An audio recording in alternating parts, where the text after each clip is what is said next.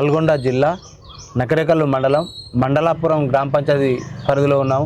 ఇక్కడ స్వతంత్ర అభ్యర్థిగా గెలిచినటువంటి సర్పంచ్ గారు తీగల వెంకటయ్య గారితో ఉన్నాం. మరి స్వతంత్ర అభ్యర్థిగా విజయం సాధించారు. గెలిచిన తర్వాత ఈ గ్రామాన్ని ఏ విధంగా అభివృద్ధి పదంలో ముందుకు తీసుకుపోతున్నారో వారి మాటలను అడిగి తెలుసుకున్నాం. నమస్కారం సర్పంచ్ గారు. నమస్కారం అండి. సార్ ఎలా ఉన్నారు సార్? బాగున్నారా? అభిమానం ఉన్నా సార్, మంచిగా దేవుని దయ వల్ల. ఇక్కడ ఏమేమి పార్టీలు ఉన్నాయి, అటు పోతే బీఆర్ఎస్ పార్టీ, ఇటు పోతే కాంగ్రెస్ పార్టీ. ఈ రెండు పార్టీలను పోటీలో ఉన్నా కూడా మీరు ఒక ఇండిపెండెంట్ అభ్యర్థిగా, స్వతంత్ర అభ్యర్థిగా ఎట్లా విజయం సాధ్యమైందంటారు? సార్, ఒక ఓటు హక్కు, ఓటు పవర్గా ఉండేది. ఎవరికి వేయాలనో ఎవరికి వేయొద్దు అనేది ఆ ఓటు హక్కుదారి ఆయన మైండ్లో ఆల్రెడీ ఫిక్స్ అయి ఉంటారు. ఎవరికి వేస్తే ఊరికి లాభం ఉంటుంది, ఎవరికి వేస్తే నష్టం ఉంటుంది అనేది వాళ్ళు ఫిక్స్ అయి ఉంటారు. మనం ఎన్ని డబ్బులు పెట్టు, ఎన్ని కోటర్లు, ఎంతమంది, ఈ మందుకు వీటికి లొంగేది ఉండదు. అన్నో ఓటు పర్సెంట్ అనేది 80% ఒరిజినల్ ఉంటుంది, 20% న్యూట్రల్ వాళ్ళు ఉంటారు. 20% తోటి ఏది కాదు. 80% గుంజుకున్నప్పుడే న్యూట్రల్కి 20% చెరిపది గుంజుకోగలుగుతాం. అంతేగాని ఓట్లను ఏదో వాళ్ళు తాగేసిర్రు, వీళ్ళు డబ్బులు తీసుకుని వేసిరు అనేది కొన్ని దిక్కుట్లు ఏంటంటే ప్రతి ఒక్కరు ఓడిపోయినాక ఏమంటారంటే అక్కడ క్రాస్ ఓటింగ్ జరిగింది, అక్కడ దొంగ ఓట్లు పడ్డాయి. ఓడిపోయినాక ఆయనకి ఏ ఆప్షన్ ఉండదు అన్నట్టు. ఆప్షన్ ఉండక ఏముంటుంది, వాడు డబ్బుల కమ్ముడు పోయిండు, వీడి ఇట్లా చేసిరు అనేది కాదు. జనం నాడి సార్ అది. జనం నాడిలో ఏ వ్యక్తి అయితే మంచి వ్యక్తి ఉంటాడో ఆ వ్యక్తిని ఖచ్చితంగా గ్రామానికి వచ్చేసరికి ఒక సర్పంచ్ని ఎన్నుకోవాలంటే ఆశమాశ లెక్క చూడరాదు. ఖచ్చితంగా మంచి వ్యక్తినే కోరుకుంటారు వాళ్ళకి తెలుసు అది. ఎందుకంటే ఆ గ్రామంలో ఉండి ఆ చిన్నోళ్ళతోటి పెద్దోళ్ళతోటి మాట్లాడే మాట విధానము, వాళ్ళు చేసే పనుల విధానం చూసే ఆ వ్యక్తిని ఎన్నుకుంటారు సార్. నన్ను ఒక్కనైనా కాదు, ఎక్కడైనా ఏ ఊళ్ళోనైనా కానీ నాకున్న అనుభవం, నేను 30 ఏళ్ళ రాజకీయ అనుభవం నాకు. ఆ విధంగా ఎన్నుకుంటారు. నేను నలుగురు సర్పంచ్లో గెలిపించిన మొన్న అన్నారు, నలుగురు గెలిపించింది ఆయన ఇదంటుండు కానీ శాతనైతే ఇప్పుడు గెలవండు. నీ ఇష్టం వచ్చిన ఊరు మొత్తం ఒకసారి సర్వే చేయండి. బయటికి వెళ్ళి నేను నా కండువ కూడా ఇప్పుడన్నా ఈ కండువ వేసుకున్నా కానీ కండువ తీసుకొని కూడా నేను బయటికి వెళ్ళలేదు, ఇల్లులు తిరిగి నేను ప్రచారం చేయలేదు. నామినేషన్ వేసిన నేను బార్ల పండు కలిసిన వాళ్ళకు దండం పెట్టుకుంటూ తిరిగిన అంతవరకే తప్ప నేను మాత్రం నాకు ఒక 50 మందిని అంటేసుకొని, ఒక 20 మందిని అంటేసుకొని, బ్యానర్లు తీసుకొని, కాగితాలు పట్టుకొని తిరిగి ఇల్లు తిరిగి ప్రచారం అయితే చేయలేను నేను. మీరు స్వతంత్ర అభ్యర్థిగా విజయం సాధించారు. ఇప్పుడు ఈ గ్రామంలో మీకు ఎలా సాధ్యమైంది? మీరు ఈ రెండు పార్టీలను పక్కన పెట్టేసి కూడా మీకే పట్టం కట్టరు అంటే ప్రజలకు మీరు ఏ హామీలు ఇచ్చి మీరు గెలవగలిగినంటారు? సార్, నేను మాత్రం హామీలు ఇవ్వటం అనేది లేని కొత్తవి తెచ్చి పెడతా, ఉన్నటిని పోగొడతా, నేను ఏదో ఇది చేస్తా అది చేస్తాను, ఒక్క హామీ కూడా వేయలేదు సార్. నేను హామీల శుద్ధికి పోతే నేను ఒక్కటి కూడా వేయలే. అమ్మ, మీకు కావాల్సింది గ్రామంలో సర్పంచ్ కావాలంటే ఎట్లాంటి వ్యక్తిని కావాలనో, మీకు పనులు చేసే వ్యక్తి, మీకు ఏం చేస్తారనేది మీ ఇష్టంతో ఎన్నుకోండి. నాకే ఓట్లు ఏరి నన్నే గెలిపామని కూడా అడతలేదు. మీకు నచ్చిన వాడిని నలుగురం పోటీ చేసినాం సార్. టీఆర్ఎస్ నుంచి ఒక ఆయన చేసిండు, కాంగ్రెస్ నుంచి ఒక ఆయన చేసిండు, నేను ఇండిపెండెంట్గా చేసిన, ఇంకొక అభ్యర్థి ఇండిపెండెంట్గా చేసిండు. టీఆర్ఎస్ నుంచి చేసిన ఆయనకు 8 ఓట్లు వచ్చినాయి. నాతోటి భాగంగా ఇంకొక ఇండిపెండెంట్ వ్యక్తి చేస్తే ఆయనకు 11 ఓట్లు వచ్చినాయి. టీఆర్ఎస్ వ్యక్తికి 8 ఓట్లు ఉంటే వాళ్ళ ఇంట్లో ఓట్లే 8 ఓట్లు పడ్డాయి. ఆయన మాజీ సర్పంచ్. నాతో పాటు ఇంకొక ఆయన చేస్తే సర్పంచ్గా చేస్తే వాళ్ళ ఇంట్లో 6 ఓట్లు ఉంటే 11 ఓట్లు పడ్డాయి. ఆయనకు 6 పోను 5 ఓట్లు అగస్ట్ పడ్డాయి. నాకు 80 ఓట్ల మేయర్ తోటి గెలిచిన, 5 వార్డులు గెలిచిన. నేను మీకు ఇస్తా అని నేను ఆ రోజు మాటలు చెప్పి ఈరోజు నేను ఇవ్వకుండా వాళ్ళతోటి మాటలు పడుతుంది కూడా నేను సిద్ధంగా లేను సార్. వాళ్ళ అభిమానంతో వేసిర్రు, అభిమానంతో నేను గెలిచిన. వాళ్ళకు ఉన్నది ఏంటంటే నేను మొదటి నుంచి కాంగ్రెస్ పార్టీలో నేను ఖచ్చితంగా పనిచేసిన సార్. నేను ఊళ్ళో అనేది ప్రతి ఒక్కరు ఎవరు రావాలన్నా, ఏ నాయకుడు రావాలన్నా కానీ తీగల వెంకటయ్య అంతే. కోలాటం వేయాలన్నా, డప్పులు సప్పుడు కావాలన్నా, భజనలు వేయాలన్నా, సప్పట్లు వేయాలన్నా, ఈ విధంగా చిలిమర్తి లింగయ్యని ఎన్నోసార్లు తీసుకొచ్చి కాంగ్రెస్ పార్టీలో ఉన్నప్పుడు తీసుకొచ్చి గెలిపించింది నేనే. నేతి విద్యాసాగర్ పోటీ చేసినప్పుడు చేసింది నేనే. దిమ్మలు కట్టియటం, ప్రతి ఒక్కటి పోరాటం చేసుకుంటూ మొదటి నుంచి నేను కాంగ్రెస్ పార్టీలో ఉన్నా. నన్ను కూడా మొన్న ఉండి ఈ పార్టీలో చేయి, ఆ పార్టీ చేయాలి, నేను ఏ పార్టీ నాకు అక్కర్లేదు, జనం తీర్పిస్తే చాలు నాకు, అంతేగాని నాకు ఏ పార్టీ అక్కర్లేదు. ఉన్న కాంగ్రెస్ పార్టీ టికెట్ వేరే అతనికి పోయింది, నాకు ఇంకా వేరే ఆప్షన్ ఏం లేదు. నేను ఏదో ఇండిపెండెంట్గా సొంతంగా చేసుకుంటా. గెలుస్తా ఓడితే అదే జనం తీర్పు వాళ్ళు ఓడగొట్టినా నాకు ఇబ్బంది ఏం లేదు. ఎందుకంటే వాళ్ళు నేను మంచివాడిని కాకుంటే నన్ను ఓడగొడతారు.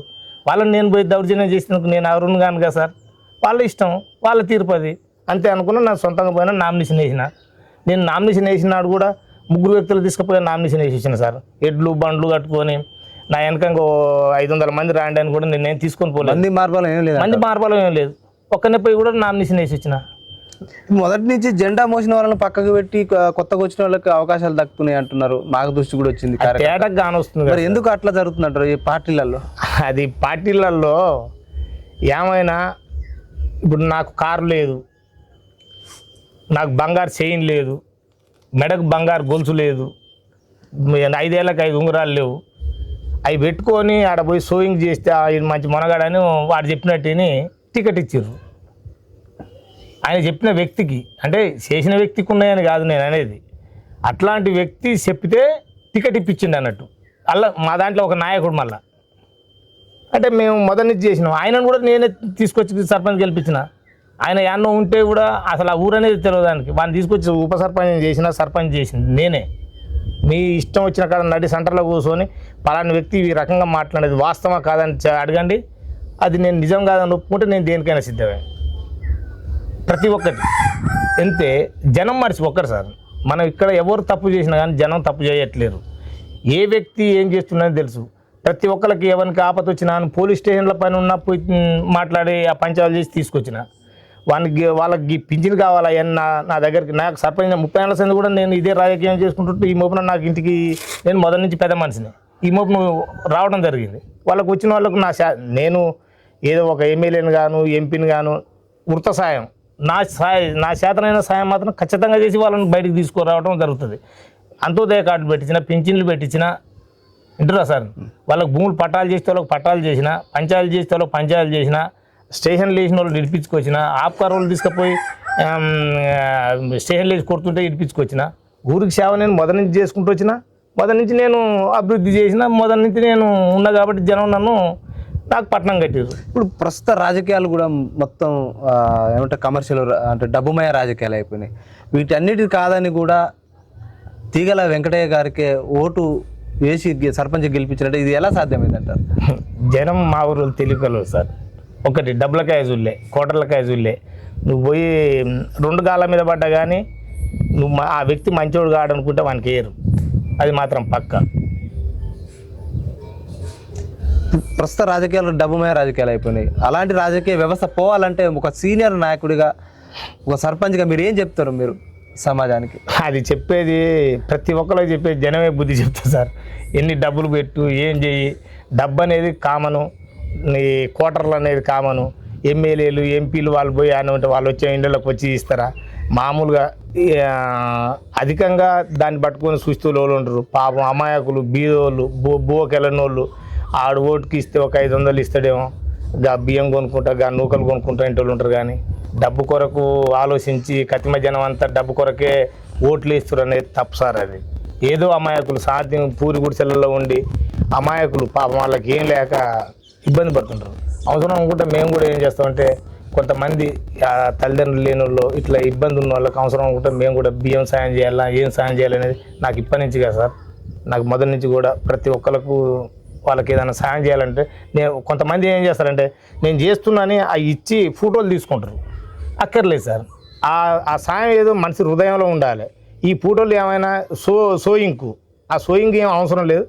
ఖచ్చితంగా ఎవరికి సాయం చేయాలనేది అట్లా వచ్చి ఇచ్చేసిపోతే వాళ్ళు అనుకుంటే సరిపోయా. నా ఫోటోలు పెట్టుకొని నేనేదో ఊరేగితే నన్ను మంచి వాళ్ళు అనాలంటే అది ఎన్ని రోజులు మంచి అన్నారు సార్. ఇప్పుడు గుడ్డోడు ఉంటారు సార్. మామూలుగా నన్ను జర గుడ్డోడు అనకాయని తీసుకొచ్చి ఆటను కోసి పెడతాడు. అటు బయటకు పోయినాక ఏమంటాడు మళ్ళీ తర్వాతనైనా కానీ వాడు గుడ్డోడేని అంటాడు. మంచోడైతే అనదు కదా సార్. నువ్వు ఎన్ని డబ్బులు పెట్టు ఏం చేసినా కానీ వాడు మాట్లాడే విధంగా మాట్లాడతాడు, ఉండే విధంగానే ఉంటాడు, చేసే విధంగానే చేస్తాడు. గుడ్డోడిని మంచోడని లేడు, మంచోడిని గుడ్డోడని లేడు. నాకు 2 కళ్ళు కానీ వస్తుంది. నన్ను గుడ్డోడు అనగలుగుతారా సార్? అనలేరు.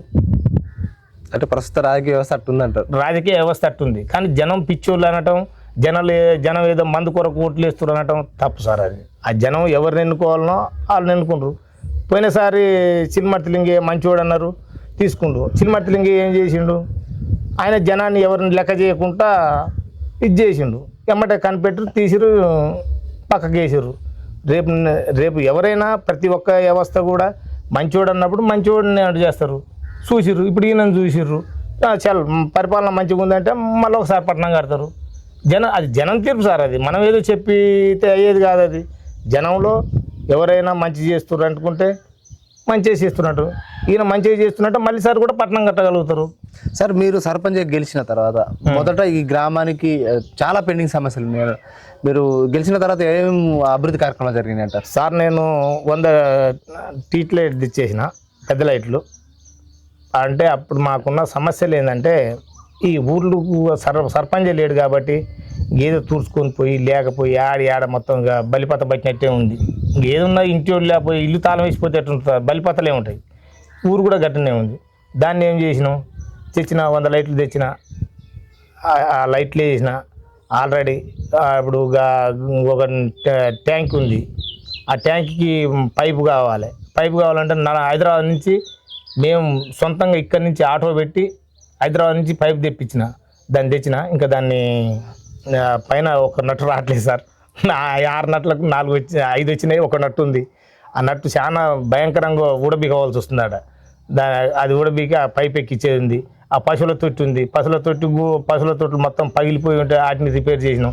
ఇక మేము చేసే పనుల వరకు చేయగలుగుతాం సార్. బడి ఉంది, బల్లె మొత్తం ఎక్కడ మొత్తం చెట్లు మొలిచి ఉంటే అవి మొత్తం శుభ్రం చేయించినాం. బాటలలో చెట్లు ఉంటే చేయించినాం. ప్రతి ఒక్క పనులు మా సాధ్యమైనంత వరకు మా పరిధిలో ఉన్న పనులు మొత్తం పెండింగ్ లేకుండా మోరీలు కానీ శానిటైజ్ కానీ మొత్తం ఊరును అయితే శుభ్రంగా చేసుకుంటున్నాం సార్. ఇప్పుడు సీజన్ కూడా స్టార్ట్ అయింది, వర్షాకాల సీజన్. వ్యాధులు ప్రబలకుండా ఉండడానికి శుభ్రత ఎట్లా పాటిస్తున్నారు? మళ్ళా సరే ఎండాకాలానికి వానకాలానికి ఉన్న తేడా ఏంటంటే మీరు అన్నట్టు ఇంకా కొద్దిగా మెరుగ్గా చేయాలి. అది వారానికి ఒకసారి దీపిచ్చేయి. ఈ 2 రోజులకు ఒకనాడు దీపిస్తున్నారు. బ్లీచింగ్ పౌడర్ కొట్టాలి, శానిటైజర్ కొట్టుకోవాలి సార్. మా ఊరిని నేనైతే బాగు చేసుకుంటా. ఆ విషయంలో నాకు ఎంత తప్పు అన్నా కానీ ఏమన్నా కానీ ఊరిని అయితే వదిలిపెట్టాను సార్. నన్ను నమ్ముకొని ఓట్లేసి గెలిపించినందుకు నేను వాళ్ళకి అన్యాయం చేయడం అయితే కరెక్ట్ కాదు. నాకు ఏదన్నా కానీ వాళ్ళకి మంచి చేస్తుండే అనేది మాత్రం ఖచ్చితంగా చేస్తారు. ఈ వన మహోత్సవం కార్యక్రమంలో చెట్ల పెంపకం ఎట్లా కొనసాగుతుంది పర్యావరణ పరిరక్షణ కోసం? చెట్లు ఆ నర్సరీలో చెట్లు వేసినాం. ఆ చెట్లు సాగుతున్నాయి. ఇక ఇప్పుడు కొంచెం వర్షాకాలం వస్తే ఆ చెట్లను మొక్కలను తీసి విడివిడిగా తీసి ప్రదేశాలలో వేయాలి సార్. అవి ఇప్పుడు ఇంకా చల్లదనం అనేది భూమికి బాగా నానలేదు కదా, ఇంకొక వాన పెద్దగా పడితే ఆ చెట్లను తీపిచ్చి వేపిస్తారు. ప్రభుత్వ సంక్షేమ పథకాలు ఏ విధంగా అందుతున్నాయి? ఏమున్నాయి సార్, ఇవే ప్రభుత్వ సంక్షేమ పథకాలు అంటే మేము గెలిచి 6 నెలల కాంచి ఏ కోణం నుంచి కూడా 100 రూపాయల కాగితం తీసుకోవాలి ఇంతవరకు. మేము ఏ చెక్ మీద సంతకం పెట్టి కానీ ఏ పని చేసినాయి. ఇప్పుడు లైట్లు అయితే మోటార్లు సార్ మా గాలిన కాలుడుకు కొంతమంది అన్నారు అసలు ఈ సర్పంచ్ ఉంటాడా ఉడబిక్కొని పోతాడు అన్నారు. ట్రాన్స్ఫారం ఒకనాడు తప్పించి ఒకనాడు కాలుడు ట్రాన్స్ఫారమే. ఆ ఊళ్ళో రైతులకు మా గ్రామ పంచాయతీకు 3 ఉన్నాయి మోటార్లు. ఆ మోపును కాలుతున్నా కానీ వాళ్ళతోటి ఏజం వేసుకొని పోయి తేవటం, ట్రాన్స్ఫారం తేవటం, అట్లా ఆయన మనకు లాస్ అవుతుంది, పొలాలు పోతాయని చెప్పి వాటిని 2 ఫీడర్లు చేయటం, చేపించి రైతులకు నచ్చ చెప్పి ఒక పాయింట్ ఒకరు పెట్టుకోరు అని ఊళ్ళోళ్ళకి కూడా నీళ్ళకు అమ్మ పరిస్థితి ఇట్లా ఉంది, జర ఓపిక పట్టుకోరి, నీళ్ళని జర పొదుపుగా వాడుకోరి. 4 రోజులు అయితే ఈ యాసంగి సీజన్ పోతే నీళ్ళు మంచిగా అందిస్తాను, మీకు ఏ టెన్షన్ లేదని కూడా చెప్పిన. సొంతం అవసరం అనుకుంటే సార్ నాకు నా సొంతం బోరు కూడా ఉంది. మొన్న 2 దిక్కుట్ల నీళ్లు అంత లేవు. శ్రీనివాసరెడ్డి కొడుకు వచ్చిన రోజు నీళ్లు లేవు. నీళ్ళు లేకుంటే ట్యాంక్ పెట్టాలి. ఊళ్ళో 3 ఫేజ్ కరెంటే లేదు. ట్యాంక్ పెట్టి నా బండి పెట్టైనా కానీ బోర్ తోటి నా పైప్ తోటి ట్యాంకర్ నింపుకుపోయి కూడా ఇస్తాం. నా బాధ్యత సార్. ఎందుకంటే నాకు ఓట్లు వేయకపోని నువ్వు నాకు ఓటు వేసినవరా పని చేసినావని మాత్రం నేనన్నాను సార్. ఇప్పుడు కాదు, ఇంకా 10 ఏళ్ళ దాని కూడా నేనన్నాను. ఎందుకనంటే మా దగ్గర నువ్వు మాకు ఓట్లు వేసినావు ఇప్పటిదానికి అడుగుతానే రాలను. ఏం అడుగుతారు? అది ఒక పండగ లెక్క. ఒక రోజు దీపాలు దసరా వస్తే ఒక రోజు దీపాలు ముట్టిస్తే చల్లారితే తర్వాత వదిలిపెట్టేసేయాలి. జనం మీద పగలు కక్షలు పెంచుకుంటే మన ఊరు జనం మనం వాళ్ళని మొహం చూసుకుంటా ఎవరికో ఒకరికి ఏ బుద్ధి అయినోనికి వేస్తాడు. నన్ను గెలిపించినంతే ఓడించినంతే జనం తీర్పది. అంతేగాని వాళ్ళని కూడా ఇబ్బంది పెట్టడం కానీ నాకు ఒకవేళ నువ్వు ఓట్లు వేయలేదని వాళ్ళని కూడా నేను ఇబ్బంది పెట్టాను సార్. వాళ్ళని వస్తే ఎంకన్నా నాకు సర్పంచ్ గారు నాకు గెట్టు పంచాయతీ ఉందిరా అంటే ఖచ్చితంగా పోతాను నేను. వాళ్ళకంటే ముందే నేను పోతా. ఎందుకు పోతానంటే నా బాధ్యత సార్, నేను సర్పంచ్ని. వాళ్ళు నా దగ్గరకు వచ్చారు, నువ్వు ఓటు వేసినావా నాకు అనటం నా ధర్మం కాదు కదా సార్. ఖచ్చితంగా పోతాను నేను. ఒకసారి ఎన్నికైందంటే పార్టీలు ఉండవు, ప్రజలే అది అదే సార్. ఒకవేళ ఇదే మిస్ అయితే రేపటి నాడు ఇంకా 20 మన సకదానం మనం చేసే పాలన చూసి రేపు ఇంకా 20 మంది పెరిగేందుకు సిద్ధం ఉంటుంది. మనం మంచోళ్ళం అని అనాలంటే మనకి ఆడ పని వచ్చిందండి, ఏమో నేను ఓటు వేయకుండా నాకు వచ్చి పని చేసిందంటే ఏమో ఆయన దగ్గర ఏం లేదురా అని అతలోని కనిపించాలి. నువ్వు నాకు ఓటు వేసినవా, నువ్వు ఓటు వేసిన పని చేయటం అన్నట్టు కరెక్ట్. కేంద్ర రాష్ట్ర నిధులు ఏ విధంగా అందుతున్నాయి? ఏం లేవు సార్, ఒక్క తుంపలేవు. 15th ఫైనాన్స్ ఏమన్నా ఏ ఉన్నాయి? ఆ ముదుగద్ద మా కార్యదర్శి అమ్మ ఒక 2 లక్షల రూపాయలు దానిక ఇదేంటి మోటార్లకు ఆమె మాత్రం ఏం చేసిందిలే అన్యాయం. కానీ ఆ మోటార్లు ఏమ కాలినాయి సార్. మోటార్లు అంతకుముందే కాలినాయి అంటే నేను వచ్చిన కాంచి కాలినాయి కూడా అన్నీ చేర్చాడ పెట్టినాం. ఆ బిల్లు చేసాడ పెడితే ఆ బిల్లు దిక్కు లేదు, ఈ బిల్లు దిక్కు ఏది లేదు, సబ్జెక్ట్ ఊరుకుంటున్నాం. బెల్ట్ షాపుల నియంత్రణ కోసం మీ గ్రామ పంచాయతీ ఎలాంటి చర్యలు చేపడుతుంది? ఎన్నో కుటుంబాలు ఆగమైపోతున్నాయి. ఇంక ఏదన్నా పెడదాం సార్. ఈ బెల్ట్ షాపులు అనేది ఒక సర్రగంప. ఈ సర్రగంప అంటే మీకు తెలుసో తెలియదు, రేగ్గంప అంటే కూడా అట్నే ఉంటాయి, వంక ముళ్ళు. ఇది మంద అనేది ఇక పొదుగుకాల రైతులు పొద్దున్న కష్టం చేసి వస్తారు, ఆ నైన్టో బోయింటో వేసుకుంటే పోతాడు. పుట్టకున నువ్వు బెల్ట్ షాప్ శుద్ధికే పోయినావు అనుకో, నన్ను ఇంత రెబల్గా ఓట్లేసి గెలిపించినా కానీ బెల్ట్ షాపు శుద్ధికి పోయి నువ్వు మందు వద్దంటే ఏమైనా నేను సర్పంచ్ గెలిపించింది మా నోట్లో మర్చిపోతే ఎందుకైనా అంటారు. మహిళలు అనుకుంటే ఏదైనా చేయగలుగుతారు సార్. మహిళలే సపోర్ట్ చేయకుంటే మనం సర్పంచం పోయి అలా ఏలు పెట్టడం కరెక్ట్ కాదు. అది ఇప్పుడు పోతే ఒక మా ఊళ్ళో కూడా మరి అంత ఈ కారంగా తాగుతోళ్ళు ఏం లేరు సార్, మంచోళ్ళే. మా ఊరు జనం కూడా ఎక్కువ తక్కువ తాగారు సార్, మందు మామూలుగా తాగుతారు. గ్రామ భద్రత కోసం, మహిళా భద్రత కోసం మీరు ఏమైనా సీసీ కెమెరాలు ఏర్పాటు చేశారా సార్? ఇంతవరకు అయితే చేయలేదు సార్, మాకు కూడా చేయాలి అనేది ఉంది. మా దగ్గర మా ఊరు ఒక అరాచకానికి అగత్యానికి పాల్పడేంత ఊరు కాదు మా దగ్గర. ఇంతవరకు మా ఊళ్ళో నుంచి కొట్టుకొని చంపుకున్న చరిత్రలు లేవు.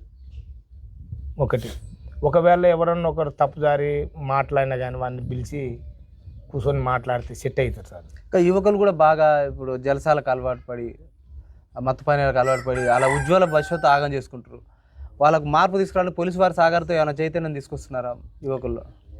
అది గంజాయి బ్యాచ్ అనేది ఉన్న కాడ మనం ఎవరేం చేయలేము సార్. మార్పు కోసం మీరు ఒక సర్పంచ్గా మేము కూడా. కాకపోతే నాకు ఏదన్నా అనుమానం వచ్చిందనుకో, ఒక 2-3 బ్యాచ్ ఉంటే ఆ బ్యాచ్ ఆడుంటుంది అనేది కొద్దిగా ఎంక్వైరీ చేసుకొని వచ్చిందనుకో, నేను 1-2 సార్లు పోయి నేను ఏమన్నాను సార్, నా బండి వేసుకొని ఆడకపోతే ఏమన్నాను, మొదటి రోజు చూస్తా, మళ్ళీ 2వ రోజు పోతా, 3వ రోజు పోతే వాళ్ళకి ఆటోమేటిక్ అర్థమైంది, లేదురా మన మీద సర్పంచ్ ఆల్రెడీ నిఘా పెట్టిండు, మనం ఇక ఈ పని చేస్తే బాగుంటుంది అనేది వాళ్ళని ఆటోమేటిక్గా బంద్ చేయించిన. 2 తుండెలు ఉంటాయి, బంద్ చేయించిన ఆల్రెడీ. వాళ్ళను హెచ్చరించకుండా మీరు ఏం చేస్తున్నారు, మీరు పేకాట ఆడుతుర్రా, మీరు గంజాయి తాగుతుర్రా అంటే, గంజాయి మా ఊళ్ళో తాగేతోళ్ళు లేరు సార్, అదైతే వాస్తవం. ఇక గిట్లే ఏమన్నా అట్టాటి ఏమైనా పేకాట ఆడే 1-2 పోరగాళ్ళు ఉన్నా కానీ వాళ్ళను ఏదో కంటిన్యూ చూపుతోటే బెదిరించిన వాళ్ళు. ఇంతవరకు మీరు పేకాట ఆడుతుర్రా అని కూడా అనకుండా వాళ్ళని బంద్ చేయించిన. సరే, మీకు 5 ఏళ్ల కాలానికి మీకు ఈ మండలాపురం గ్రామ ప్రజలు ఒక స్వతంత్ర ఇండిపెండెంట్ అభ్యర్థిగా మీరు గెలిపించారు. ఇక్కడ ఈ గ్రామాన్ని ఆదర్శ గ్రామం వైపు కావచ్చు, భవిష్యత్తు ఎలాంటి డెవలప్మెంట్ చేస్తారు ఈ మండలాపురాన్ని? మీకు ఏమేమి పార్టీలను పక్కకు పెట్టి కూడా మీకు పట్టం కట్టారు. మీ ప్రజలకు ఏం చెప్తారు మీరు ఫైనల్గా, మీ గ్రామ ప్రజలకు? మా గ్రామ ప్రజలు నాకు ఓట్లేసి గెలిపించినందుకు వాళ్ళకి ఎలాంటి ఇబ్బంది లేకుండా నా సాయశక్తులతోటి మాకు వచ్చే నిధులను బట్టి పని చేయగలుగుతాం. ఒకవేళ ఇంకా సహకరిస్తేందుకు నేను కూడా చూస్తా. నియాసోటి మహానుభావులు ఎమ్మెల్యేలో ఎంపీలో నా శాతనైన కాడికి పోయి తెచ్చి ఊరిని అభివృద్ధి చేద్దామనే ఆలోచనలో ఉన్నా సార్ నేను. ఆ నుంచి నిధులు వస్తే ఒకటి ఏంది, చేతిలో 4 రూపాయలు ఉంటే ఏ పనైనా చేయగలుగుతాం. అవి ఒక్కటి లేకపోతే మనం ఎన్ని మాటలు చెప్పి ఏం చేసుకున్నా ఏం చేయలేము కదా సార్. చూస్తున్నా, చేస్తా సార్. నేను ఏది లేనప్పుడే నేను సిసి రోడ్లు లేపించిన, నేను ఒక సర్పంచ్ కానప్పుడే, ఉత్తమ మామూలు వ్యక్తి ఉన్నప్పుడే కాలువలు కట్టించిన పెద్ద ఐబీ నుంచి కూడా వర్కులు తెచ్చి 10 లక్షలు తెచ్చి అక్కడ ఏటి కాలువ నుంచి మా ఊరు దగ్గరకు తీసుకొచ్చిన. నాకు ఆ ధైర్యం ఉంది, ఆ చాతుర్యం ఉంది, నేను చేసేంత సమర్థుణ్ణి. నువ్వు ఎక్కడ పోయి ఏ ఆఫీసర్ కాడ పోయి కూడా మాట్లాడి ధైర్యంగా పనులు తెచ్చుకునేంత సమర్థుని సార్ నేను. నాకు ఏ ఆఫీసర్ తెలియదని లేదు. కలెక్టర్ దగ్గర కూడా నేను ఒంటరిగా పోతాను. నేను బళ్ళకి పోయి చదువుకుంది ఒకటే చదివిన సార్. నేను బళ్ళకి పోయి ఒకటే చదివిన. కాకపోతే ఆడ 2 అక్షరాలు నేర్చుకొని పేపర్ చదవగలుగుతా. రాయడం అయితే రాదు. నువ్వు రాసి చదువుతా, నువ్వు ఏది రాసి ఇచ్చినా చదువుతా. గ్రామాన్ని అయితే ఆదర్శంగా తీర్చిదిద్దుతారు. ఖచ్చితంగా చేస్తా sir. Okay sir, thank you sir.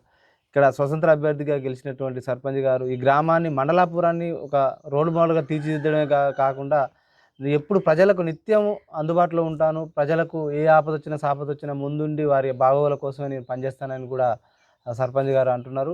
ఇక రాజకీయ పార్టీల విషయానికి వస్తే, రాజకీయ పార్టీలు డబ్బు ప్రభావం ఎంత పెట్టినా కూడా ఒక స్వతంత్ర అభ్యర్థిగా నిత్యం ప్రజలు ఉండే వ్యక్తిని నాకే పట్టం కట్టారు కాబట్టి ప్రజలకు నిత్యం అందుబాటులో ఉంటా అంటున్నారు. ఏదైనా కూడా ప్రజాసేవ చేసే వాళ్ళకి పట్టం కడతారని కూడా ఆయన మాటలు చెప్తున్నారు. మరో అంశంతో మరో గ్రామ ప్రజలు మీ ముందుకు వస్తుంది ప్రజావేదిక నుంచి. Thank you sir.